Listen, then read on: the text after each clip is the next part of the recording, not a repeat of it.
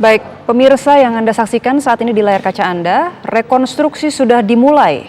Rekonstruksi penganiayaan yang dilakukan Mario Dandisatrio terhadap David Ozora, dan baru saja kita lihat bersama-sama adegan dimulai. Tersangka Mario Dandisatrio memasuki mobil Rubicon yang saat itu ia gunakan. Ia kemudian bersama tersangka lainnya, Shane Lucas, dan juga pelaku atau anak berkonflik dengan hukum AG yang juga merupakan kekasihnya. Saat itu mereka menuju ke kawasan Ulu Jami Pesanggerahan Jakarta Selatan, yakni lokasi rumah dari teman korban, rumah teman dari David Ozora. Diketahui saat itu ketika kejadian, korban David Ozora sedang berada di rumah temannya ini.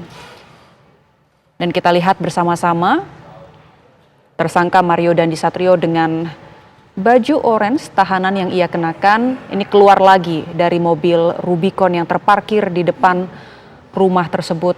Kita lihat juga mobil dikemudikan melaju beberapa meter dari posisi semula. Tadi juga sebelumnya sudah diinformasikan oleh Direktur Reskrimum Polda Metro Jaya bahwa secara garis besar rekonstruksi akan dimulai dengan adegan pertemuan antara Mario Dandisatrio dengan kekasihnya AG saat itu. Selanjutnya setelah bertemu dengan AG, mereka menjemput tersangka lainnya, yakni teman dari tersangka Mario Dandisatrio yang bernama Shane Lucas.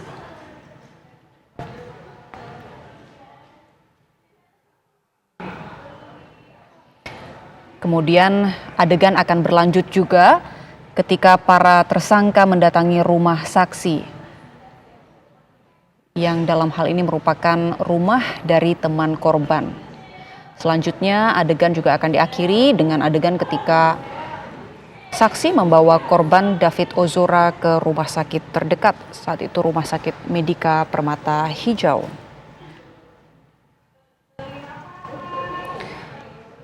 Dalam kasus ini pemirsa, yang melatar belakangi tersangka Mario Dandisatrio melakukan penganiayaan terhadap David Ozora, informasinya Mario marah karena mendengar kabar dari saksi berinisial APA yang menyebut bahwa AG, yakni kekasih Mario, mendapat perlakuan tidak baik dari korban David Ozora. Ia pun menceritakan informasi ini kepada temannya yakni Shane Lucas. Kemudian Shane, tersangka lainnya, diduga perannya adalah memprovokasi Mario sehingga Mario tersulut emosinya dan menganiaya korban hingga koma.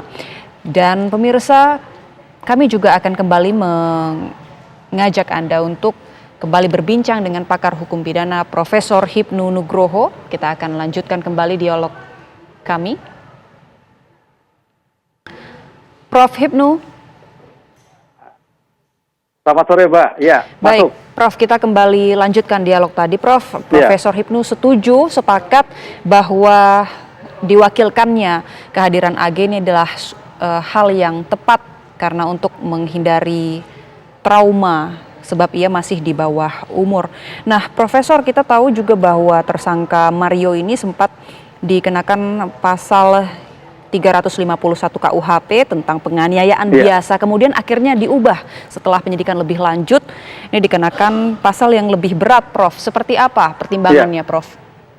Ya, sebagai bentuk penganiayaan berat, ya, ini karena menjadikan bahwa perilaku anak yang bersangkutan, ini si siapa ini Mario, itu bukan lagi seperti kejahatan anak. Apalagi Mario ini kejahatan yang sangat luar biasa dan umurnya sudah 20 tahun, Mbak Hi. Jadi sudah nggak masuk anak, Dia sebagai kejahatan seperti hanya diatur pasal 80, kemudian 29 Undang-Undang Anak, juga KUHP. Jadi terhadap si Mario saya kira sudah kita lepaskan bukan anak lagi. Jadi suatu tidak ada masalah sebagai kejahatan seperti orang bukan anak, artinya orang dewasa. Sehingga nanti peradilannya pun juga peradilan biasa, bukan jadi peradilan anak. Yang peradilan anak itu hanya AG, karena umur di bawah umur. Karena umur anak itu adalah maksimal 18 tahun. Nah, itulah. Untuk dapat dipidana ketika umur 12 sampai 18 tahun kalau terpidana.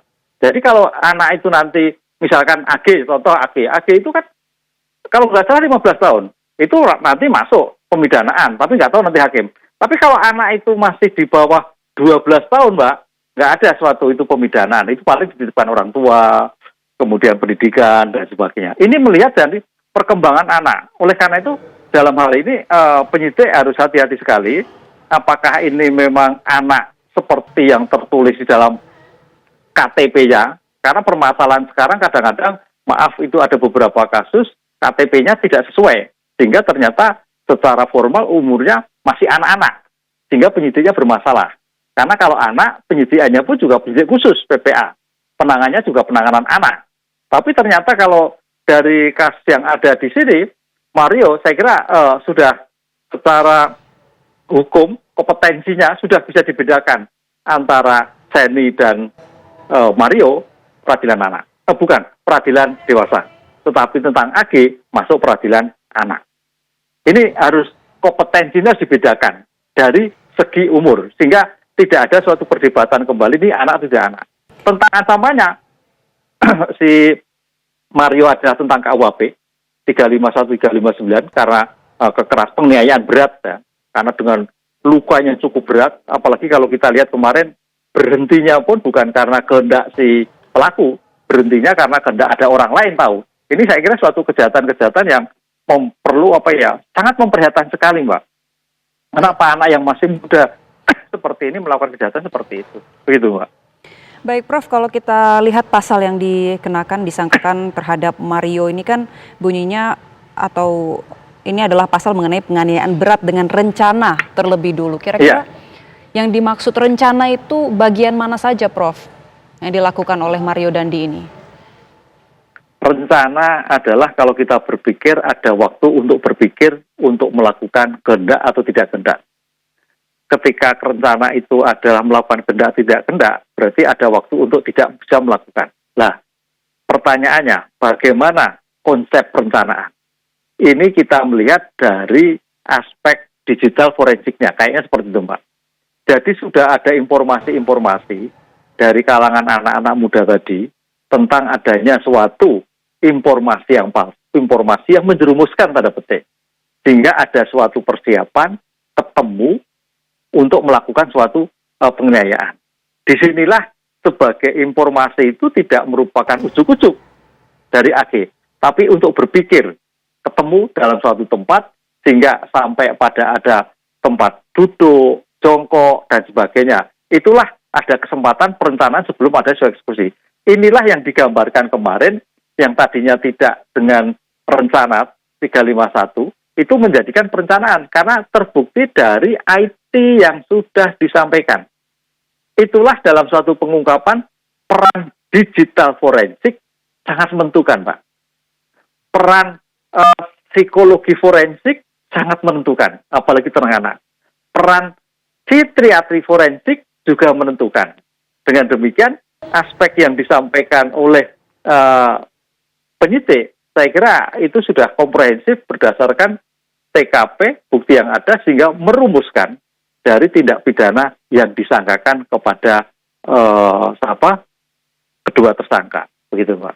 Baik, Prof, yang menarik ini terhadap AG yang juga tidak bisa disebut tersangka ya, Prof, tapi disebutnya pelaku atau anak yang berkonflik dengan hukum ini secara penyebutan saja sudah harus dibedakan. Nah, tetapi tadi Prof juga sebut bahwa anak berusia 12 hingga 18 tahun itu bisa dipidana. Nah, nanti apakah akan ada perbedaan perlakuan ataupun ancaman hukuman terhadap AG yang hitungannya masih di bawah umur nih, Prof, 15 tahun? Ya, masih, Pak. Jadi dalam hal anak itu tidak ada pidana mati. Tidak ada. Pidana seumur hidup juga tidak ada. Maksimal seandainya terbukti itu adalah 10 tahun. Maksimal itu apabila kejahatannya berat. Itu 10 tahun. Itu saya kira suatu yang luar biasa. Oleh karena itu ya mudah-mudahan tidak sampai terjadi situ terhadap pemidananya. Karena ancaman-ancaman pidana itu memang dibedakan antara pidana anak dan bukan anak. Jadi bukan dewasa, bukan anak itu yang kemarin-kemarin kasus yang ramai di situ. Dengan demikian, saya kira konstruksi yang disebut dalam Undang-Undang Perlindungan Anak dan Sistem Peradilan Anak itu memang betul-betul menempatkan anak tanda petik sebagai molokat kecil, Mbak. Sehingga anak ini ke depan tidak menjadi trauma. Anak ini tidak menjadikan suatu ada beban psikis. Sehingga bisa berkembang ke alamnya, sehingga dalam situasi bisa membawa suatu yang lebih baik ke depan. Disinilah makanya istilahnya pun berbeda. Bukan tersangka. Anak berhadapan hukum. Karena gitu loh. Baik. Anak berhadapan hukum. Saksi pun juga demikian. Saksi berhadapan hukum. Nah, itu berbeda. Itu istilah-istilah itu sebetulnya untuk menjadikan bahwa anak tidak menjadi beban psikologis, sehingga begitu keluar nanti bisa berkembang seperti anak-anak lainnya. Gitu. Baik, Prof, ini kan kalau kita lihat informasinya, tersangka Mario ini sempat berupaya untuk menghapus bukti berupa chat ke pelaku AG.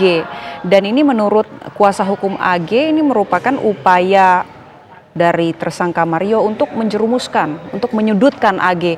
Nah, tapi pertanyaan ini dijawab sesaat lagi ya, Prof. Kita jeda sejenak, tetap bersama kami di Breaking News TV One pemirsa.